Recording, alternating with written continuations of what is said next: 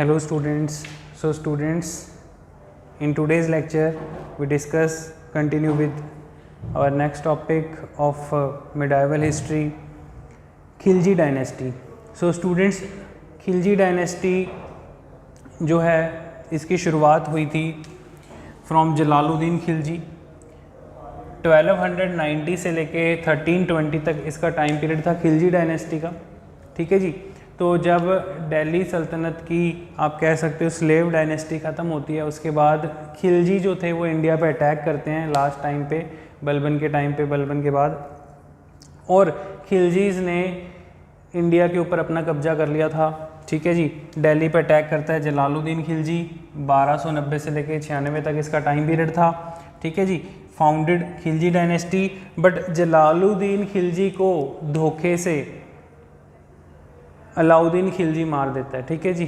जलालुद्दीन खिलजी जो था अलाउद्दीन खिलजी का आप कह सकते हो चाचा था या कह सकते हो अंकल था, और भतीजा धोखे से मार के जलालुद्दीन खिलजी को खिलजी डायनेस्टी अपने नाम पे कर लेता है जी. ठीक है.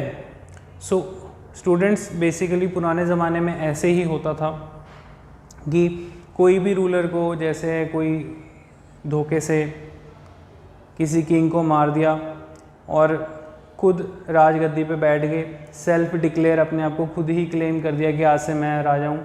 अगर कोई मुझे राजा नहीं मानता तो वो आके मेरे साथ लड़ सकता है या मेरी आर्मी के साथ लड़ सकता है. ठीक है जी. तो इस तरीके से जो है सिस्टम था. पहले कौन सा कि कोई प्रेसिडेंट होता था या कोई ओथ होती थी, डायरेक्ट ऐसे ही चलता था system. So basically students, then Alauddin Khilji जो है बहुत इंपॉर्टेंट है.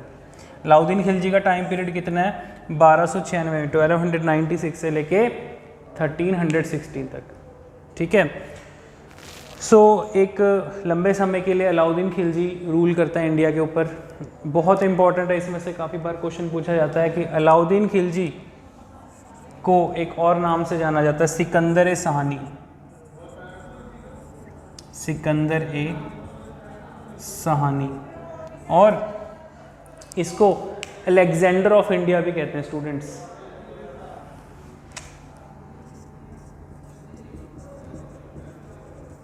Alexander of India. तो एग्जाम में क्वेश्चन पूछा जाता है, बहुत बार क्वेश्चन आया हुआ है कि अलेक्जेंडर ऑफ इंडिया किस रूलर को कहा गया है? Answer is Alauddin Khilji. सिकंदर सहानी किसे कहा गया है? Answer is Alauddin Khilji. तो आई होप आपको समझ में आ गया होगा स्टूडेंट्स. अलाउद्दीन खिलजी इतना इम्पॉर्टेंट है, इसने बहुत सारे इंडिया में रिफॉर्म्स किए. रिफॉर्म्स इन द सेंस कि मार्केट पॉलिसी चेंज की. अलाउद्दीन खिलजी ने कुछ ऑर्डिनेंस पास किए. ऑर्डिनेंस भी मींस कि आप कह सकते हो कि अपने new type of rules start करने के लिए जो उसने ऑर्डर्स जारी किए. सबसे पहला पॉइंट जो स्टूडेंट्स मैं आपको डिटेल में समझा रहा हूँ, बहुत इंपॉर्टेंट है, एग्ज़ाम में क्वेश्चन पूछे जा चुके हैं. Number 1 is market reform. अब मार्केट रिफॉर्म का मतलब क्या है स्टूडेंट्स?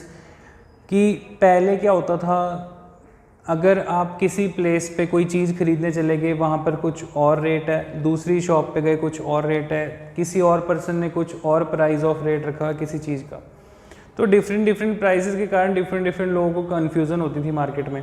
तो सबसे इम्पॉर्टेंट पॉइंट है कि फर्स्ट टाइम मार्केट पॉलिसी को जो पर्सन मार्केट रिफॉर्म करता है वो था Alauddin Khilji. He adopted fixed price policy. So students, इसका मतलब ये है कि आप कोई भी चीज़ कहीं से खरीद लो, फिक्स रेट है. फॉर एग्ज़ाम्पल कि आप जो भी आप कह सकते हो वीट का या आटे का रेट है, आप किसी भी शॉप से ख़रीद लो, सेम रेट होगा. ठीक है. या मार्केट में आप कहीं से भी आप जो ऐसी गवर्नमेंट की कमोडिटीज़ हैं, ठीक है, जो आप कह सकते हो कि 23 कमोडिटीज़ जो MSP के अंडर भी आती हैं, और या फिर एग्जांपल कह दो कि गवर्नमेंट ने कुछ ऐसी चीज़ें होती हैं जिनके रेट फिक्स किए होते हैं, तो वो हो गया कि फिक्स्ड प्राइस है. आप कहीं से भी परचेज़ करो, कोई भी आपके साथ कोई आप कह सकते हो कि मार्केट में आपको ठग नहीं सकता. ठीक है. तो ये हो गया पॉइंट फिक्स्ड प्राइस पॉलिसी का. इसके बाद स्टूडेंट्स, अलाउद्दीन खिलजी ने, बहुत इंपॉर्टेंट पॉइंट है, फर्स्ट टाइम इंडिया में स्टैंडिंग आर्मी की शुरुआत की थी। स्टैंडिंग आर्मी मीन स्टूडेंट्स कि फर्स्ट टाइम अलाउद्दीन खिलजी ने ऐसा सिस्टम बनाया कि इसकी जो लार्जेस्ट आर्मी होगी वो हमेशा 24/7 जो बॉर्डर पे आप कह सकते हो जैसे BSF है, स्टैंडिंग आर्मी का रोल प्ले कर रही है कि हमेशा लड़ाई के लिए तैयार, ठीक है, कोई भी हमला हो जाए एक्सटर्नल एग्रेशन का उसका जवाब दे सके। तो इस तरीके से अलाउद्दीन खिलजी के पास लार्जेस्ट स्टैंडिंग आर्मी भी थी उस टाइम पे, और इसने अपनी आर्मी को कैश पेमेंट देना शुरू किया था। इससे पहले अभी तक जो है लैंड ग्रांट पे दी जाती थी कि जैसे मान लो जो सेनापति है उसको राजा ने या बाकी सैनिकों को जब जो लैंड है, जो ज़मीन है, वो कुछ समय के लिए लीज़ पे दे दिया, ग्रांट कर दिया। उसके बाद जो है आफ्टर 5 ईयर 10 ईयर उस ज़मीन में से जो भी अनाज उगेगा वो सब उन सैनिकों का होगा या सेनापति का होगा। तो इस तरीके से पहले सिस्टम चलता था, बार्टर सिस्टम चलता होता था पहले। तो फर्स्ट टाइम इसने जो है अपने सैनिकों को कैश पेमेंट सैलरी देना शुरू किया था। तो इस तरीके से बहुत इंपॉर्टेंट हो जाता है अलाउद्दीन खिलजी।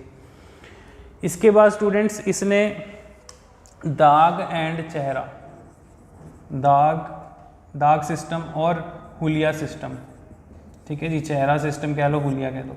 दाग था स्टूडेंट्स ब्रांडिंग ऑफ हॉर्स, दाग मीन्स ब्रांडिंग ऑफ हॉर्स, ठीक है जी। जो बढ़िया नस्ल के जो घोड़े थे, जो अच्छी क्वालिटी के जो घोड़े थे, मार्केट में वो कम रेट पे ना सेल हो जाएं, ठीक है। कोई भी पर्सन जो है लाइक डुप्लीकेट बना के बढ़िया नस्ल का घोड़ा शो करके किसी को महंगे रेट पे ना ठग दे। तो इस चीज़ के लिए, इस चीज़ को रोकने के लिए, कंट्रोल करने के लिए इसने दाग सिस्टम शुरू किया कि जो अच्छी क्वालिटी के घोड़े होंगे उनके ऊपर आप ब्रांडिंग ऑफ हॉर्स कर दो, दाग एक मोहर लगा दो, एक ठप्पा लगा दो कि ये एक अच्छी क्वालिटी के घोड़े हैं, हॉर्सेस हैं, और ये मार्केट में सस्ते रेट पे सेल नहीं होने चाहिए। दूसरा इंपॉर्टेंट पॉइंट हुलिया सिस्टम। स्टूडेंट्स हुलिया का मतलब क्या होता है? आईडी, आइडेंटिफिकेशन, ठीक है। कहते जी जो भी हमने अपने स्पाई, अपने गुप्तचर, अपनी सेना में जो भी सैनिक रखने हैं, ठीक है, आर्मी में जो भी पर्सन रिक्रूट करने हैं, उनके पास अपनी एक आइडेंटिटी होनी चाहिए। ऐसा थोड़ी कि अगर लार्जेस्ट आर्मी है, मान लो पता नहीं कितने लाख अगर किसी राजा की सेना है, तो उसको अपनी सेना के बारे में पता ही ना हो कुछ, ठीक है। तो अगर कोई पर्सन अलाउद्दीन खिलजी की आर्मी में है तो प्रॉपर उसकी कोई आइडेंटिफिकेशन होनी चाहिए ताकि उसको आइडेंटिफाई किया जा सके। तो इस तरीके से इसने बहुत सारे रिफॉर्म्स किए थे स्टूडेंट्स, ठीक है जी। तो हमने बहुत इंपॉर्टेंट क्वेश्चन पढ़ा कि अलेक्जेंडर ऑफ इंडिया किसे कहा जाता है? अलाउद्दीन खिलजी को। क्यों कहा जाता है? क्योंकि स्टूडेंट्स अलाउद्दीन खिलजी एक ऐसा रूलर था जिसने तकरीबन पूरे एंटायर इंडिया के ऊपर अपना रूल कर लिया था, ठीक है। अभी मैं आपको समझाता हूँ।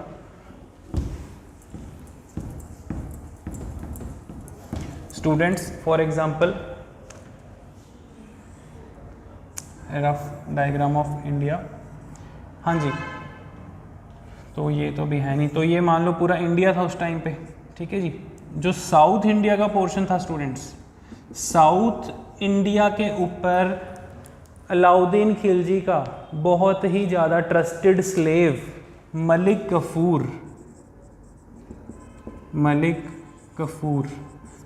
कफूर जो है वो रेड करता है, इन्वेड करता है, हमला करता है साउथ इंडिया पे, और साउथ इंडिया के बहुत सारे एरियाज़ को कैप्चर कर लेता है, जीत लेता है। तकरीबन नॉर्थ इंडिया में तो अलाउद्दीन खिलजी का रूल था ही, साउथ इंडिया में भी हो गया। इस तरीके से इसे अलेक्जेंडर ऑफ इंडिया का टाइटल दिया गया। सो स्टूडेंट्स मलिक गफूर के ऊपर क्वेश्चन पूछा गया है, इसको अलाउद्दीन खिलजी ने स्लेव मार्केट से परचेज किया था 1000 दिनार में, इस करके इसे 1000 दिनारी के नाम से भी जाना जाता है, ठीक है जी। तो मलिक गफूर जो था बहुत ही ट्रस्टेड स्लेव था अलाउद्दीन खिलजी का, और अलाउद्दीन खिलजी ने अपने ट्रस्टेड स्लेव के ऊपर भरोसा दिखाते हुए उसे साउथ इंडिया को कैप्चर करने के लिए भेजा, और वो साउथ इंडिया कैप्चर कर लेता है। देन उसके बाद पूरे एंटायर इंडिया के ऊपर अलाउद्दीन खिलजी का रूल स्टार्ट हो जाता है। सो स्टूडेंट्स इस तरीके से अलाउद्दीन खिलजी बहुत इंपॉर्टेंट बन जाता है। तो कई सारे क्वेश्चन इसमें से निकल के आए हैं, ठीक है जी। Next important point students, Alauddin Khilji ने जो है आप कह सकते हो कुछ ऐसे काम किए जैसे लिक्वर बैन कर देना, जो भी इस्लाम में जो चीज़ों की मनाही है वो चीज़ें ये स्टार्ट कर देता है, ठीक है। म्यूज़िक बैन कर दिया, लिक्वर बैन कर दिया, तो बेसिकली वो इंडिया में आप कह सकते हो अपने इस्लामिक लॉज को भी स्थापित करने की कोशिश करता है। अंडरस्टैंड। नेक्स्ट इंपॉर्टेंट पॉइंट है स्टूडेंट्स कि अलाउद्दीन खिलजी एक ऐसा रूलर था जब आप कह सकते हो कि इंडिया के ऊपर मंगोल्स इन्वेजन हुए उसको भी इसने कंट्रोल किया, क्योंकि इसके पास लार्जेस्ट स्टैंडिंग आर्मी थी जिसका बेनिफिट इसको मिलता है। क्लियर? आई होप स्टूडेंट्स आपको ये बेसिक पॉइंट समझ में आ गए होंगे। तो अब तक हमने समझा कि दिल्ली सल्तनत के रूलर्स और खिलजी डायनेस्टी कैसे इंडिया पे रूल करती है, ठीक है जी।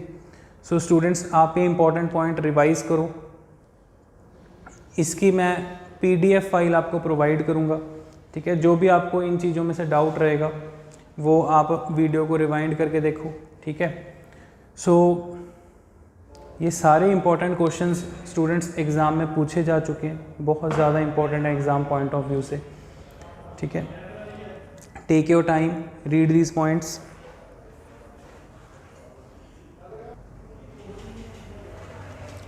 सो students now come to the next point. So मुस्तक राज कहा जाता था स्टूडेंट्स जो अलाउद्दीन खिलजी के खास रेवेन्यू ऑफिसर होते थे, ठीक है। रेवेन्यू ऑफिसर मीन्स जिनका काम होता था लाइक टैक्स कलेक्ट करना, सारा पैसों का लेखा जोखा रखना, तो इस तरीके से रेवेन्यू ऑफिसर जो टर्म है मुस्तक राज, ठीक है जी। अलाउद्दीन खिलजी ने स्टूडेंट्स अलाई दरवाज़ा बनवाया था। वेरी इंपॉर्टेंट पॉइंट, क्वेश्चन आ सकता है कि अलाई दरवाज़ा किसने बनवाया था, हु बिल्ट अलाई दरवाज़ा? आंसर इज अलाउद्दीन खिलजी, ठीक है। और नेक्स्ट इंपॉर्टेंट पॉइंट स्टूडेंट्स, जो अमीर खुसरो है, अमीर खुसरो बहुत बड़ा कोर्ट पोएट, ठीक है, famous court poet of Alauddin Khilji. Exam में क्वेश्चन पूछा जा चुका है स्टूडेंट्स कि अलाउद्दीन खिलजी के फेमस कोर्ट पोएट, उसके दरबार में जो बहुत बड़ा कवि था उसका नाम बताएं। आंसर इज अमीर खुसरो। अमीर खुसरो को स्टूडेंट्स एक और नेम से भी जाना जाता है, parrot of India, parrot of India, तूतिए Hind,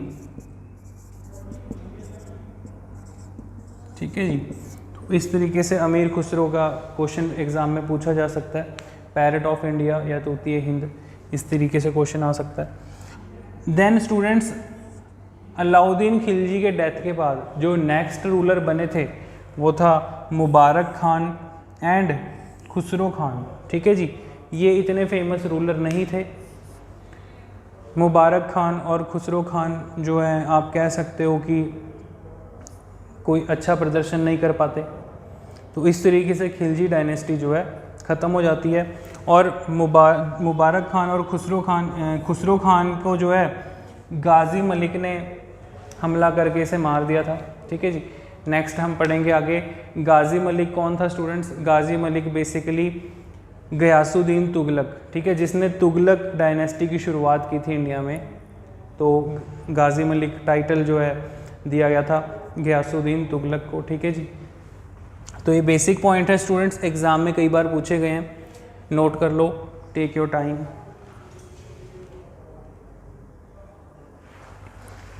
okay students, so now come to the next point. Next ruler is Tughlaq dynasty. Tughlaq dynasty ने रूल किया स्टूडेंट्स 1320 से लेके 1414 तक। सो स्टूडेंट्स जो तुगलक डायनेस्टी का फाउंडर था गयासुद्दीन तुगलक, गयासुद्दीन तुगलक का असली नाम क्या था? गाजी मलिक। स्टूडेंट्स इसका टाइम पीरियड कितना था? 1320 से लेके 1325, मतलब 5 साल रूल किया। और स्टूडेंट्स जो गयासुद्दीन तुगलक था इसकी एक्सीडेंटल डेथ हो जाती है। बेसिकली गयासुद्दीन तुगलक अपने जब सिंहासन पे बैठा होता है तो इसके ऊपर जो छत्र होता है वो इसका ही सन जिसका नाम था मोहम्मद बिन तुगलक वो गिरवा देता है ताकि गयासुद्दीन तुगलक की डेथ हो जाए। उसकी मौत के बाद जो है नेक्स्ट रूलर जो है मोहम्मद बिन तुगलक खुद बन सके, ठीक है, अंडरस्टैंड। तो मतलब कि मोहम्मद बिन तुगलक के बारे में हम डिटेल में पढ़ेंगे, ठीक है। जो गयासुद्दीन तुगलक का जो सन था उसका नाम था जूना, और उल्ग खान भी उसे कहते थे, और उसका टाइटल था मोहम्मद बिन तुगलक। ठीक है, इसको students wisest fool of India, wisest fool of India का मतलब इंडिया का सबसे बड़ा मूर्ख व्यक्ति, अपने आप को सबसे ज़्यादा आप कह सकते हो कि वाइज भी समझता था, पढ़ा लिखा भी अपने आप को कहता था, लेकिन इसने जो भी एक्सपेरिमेंट किए, जो भी आप कह सकते हो कि डेवलपमेंट की सोची, वो सब फेल हो जाते थे इसके एक्सपेरिमेंट्स। तो इस तरीके से स्टूडेंट्स जो मोहम्मद बिन तुगलक था उसका टाइम पीरियड नोट कर लो। मोहम्मद बिन तुगलक का टाइम पीरियड था 1325 से लेके 51 तक। ठीक है जी, 1325 से 51 तक। सो स्टूडेंट्स मोहम्मद बिन तुगलक ने जितने भी काम किए, जैसे मैं आपको एग्जांपल दे रहा हूँ, ठीक है, अच्छी तरह से आप सुनना। सो बेसिकली सबसे पहला पॉइंट ये कहता है जी, जो अपनी कैपिटल है, हम दिल्ली में बहुत गर्मी पड़ती है, अपनी कैपिटल शिफ्ट करके साउथ इंडिया में देवगिरी में शिफ्ट कर देते हैं, दौलताबाद में। तो होता क्या है जी, अब एक राजा जब अपनी कैपिटल शिफ्ट कर रहा है, उसकी प्रजा भी तो साथ जाएगी। तो उस समय पे कौन सा कि कोई व्हीकल होते थे या कोई ट्रांसपोर्ट सिस्टम था।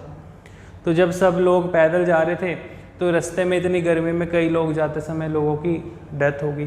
तो जब ये साउथ इंडिया में पहुंचता है देवगिरी में, वहाँ पर कहता है जी यहाँ का लाइक क्लाइमेट नहीं सूट कर रहा, ठीक है, वहाँ पर जो किंग है वो बार बार बीमार हो जा रहा है। देन कहता है वापस दिल्ली चलो, कहता है अपनी कैपिटल दिल्ली शिफ्ट कर लेते हैं, वही ठीक थी।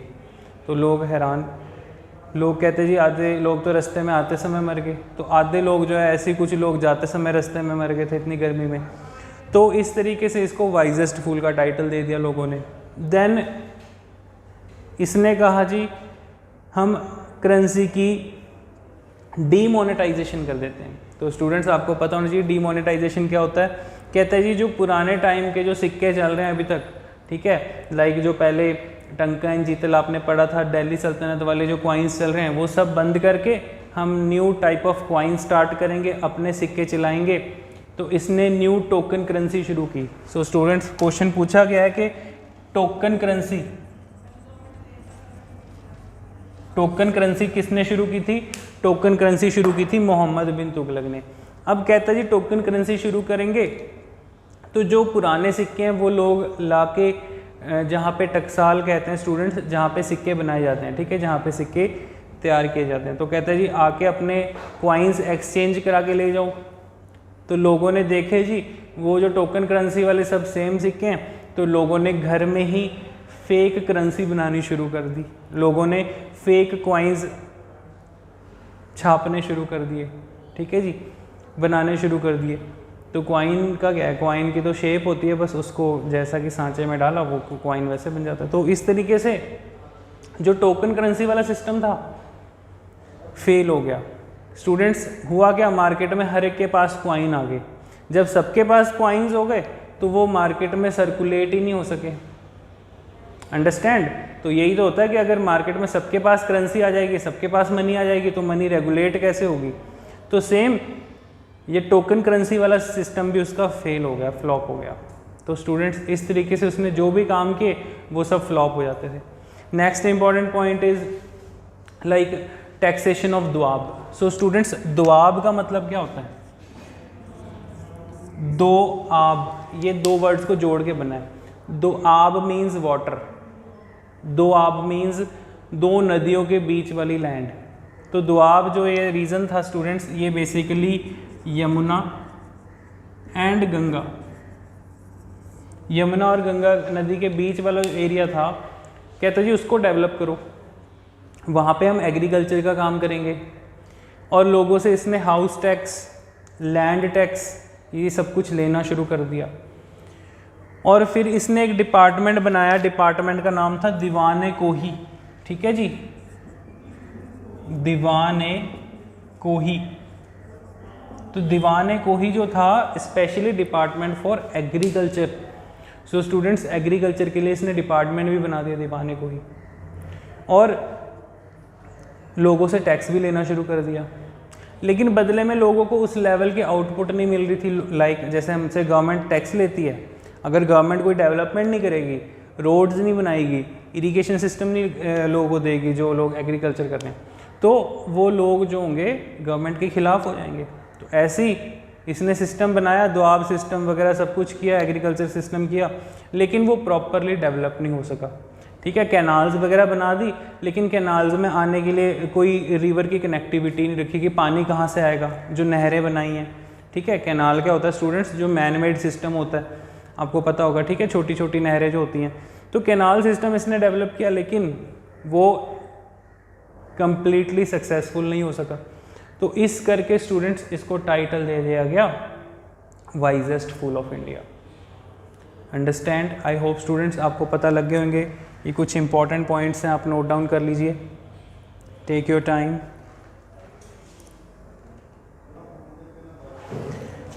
सो students now come to the next point, Firoz Shah Tughlaq. So students Mohammad bin Tughlaq के बाद जो नेक्स्ट रूलर बनता है उसकी डेथ हो जाती है। देन उसके बाद फिरोज शाह तुगलक मोहम्मद बिन तुगलक का कज़न था।